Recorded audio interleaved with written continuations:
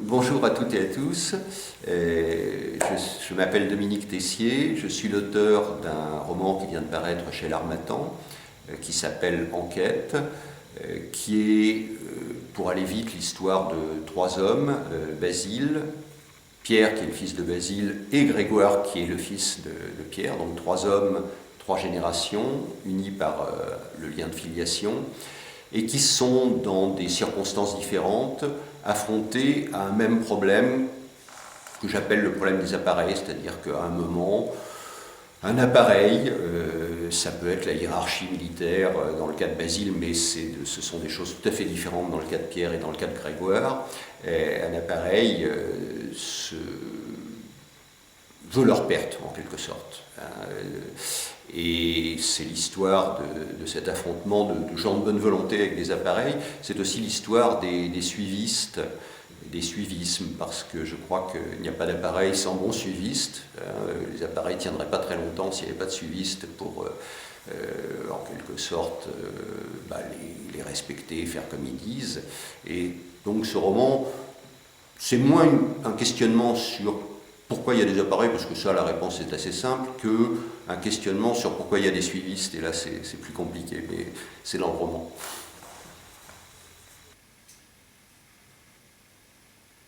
Mais ça, c'est un thème qui s'est imposé très vite. Moi, j'avais décidé d'écrire un roman, et je me disais, un roman, il me faut une intrigue, il me faut un fil directeur, il me faut une histoire.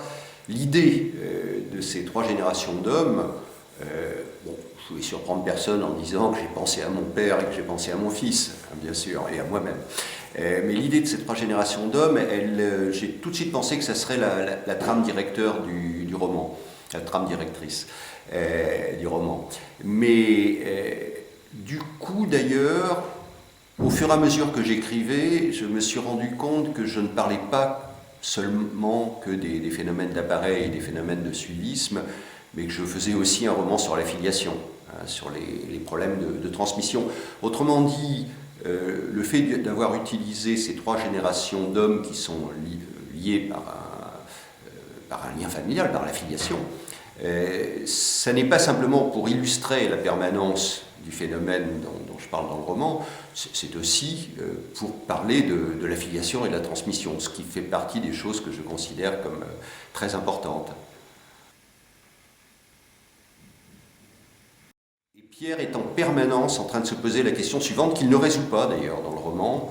Il se dit, est-ce qu'on peut critiquer les féministes tout en restant féminisme? Est-ce que le risque qu'on prend en critiquant l'attitude, à mon avis, dévoyée, d'instrumentalisation auquel se livrent certains hommes et certaines femmes sur le dos du féminisme, est-ce qu'on peut le faire sans, au fond, comme on dit, jeter le bébé avec l'eau du bain et sans se livrer à une attaque en règle contre le féminisme? Pierre n'arrive pas à trancher cette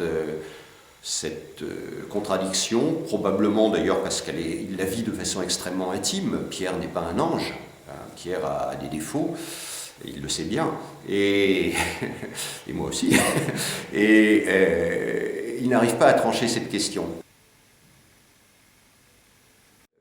Grégoire se fait quand même avoir, lui aussi. Il fait partie d'une grande association, il représente en quelque sorte un petit peu le clan des modernes, et puis il se fait démolir par des gens qui ont envie de conserver le pouvoir dans cette association, qui représente, si on peut dire, un petit peu le clan des anciens, des historiques, et il se fait dégommer, sans l'avoir vu venir, grâce à une calomnie soigneusement ourdie d'ailleurs. Mais il vit cette situation, je pense, de façon beaucoup plus simple que ce qui s'est passé pour son père. Parce que j'avais beaucoup de choses à dire sur cette période, mais pas seulement, parce que la question que pose le livre, encore une fois, c'est la permanence des phénomènes d'appareil et des phénomènes de suivisme. Mais c'est vrai que j'avais surtout à parler de mon expérience personnelle, de ce que j'avais vécu directement, et je pense qu'il était totalement impossible de le lire sur le moment, en tout cas pour moi.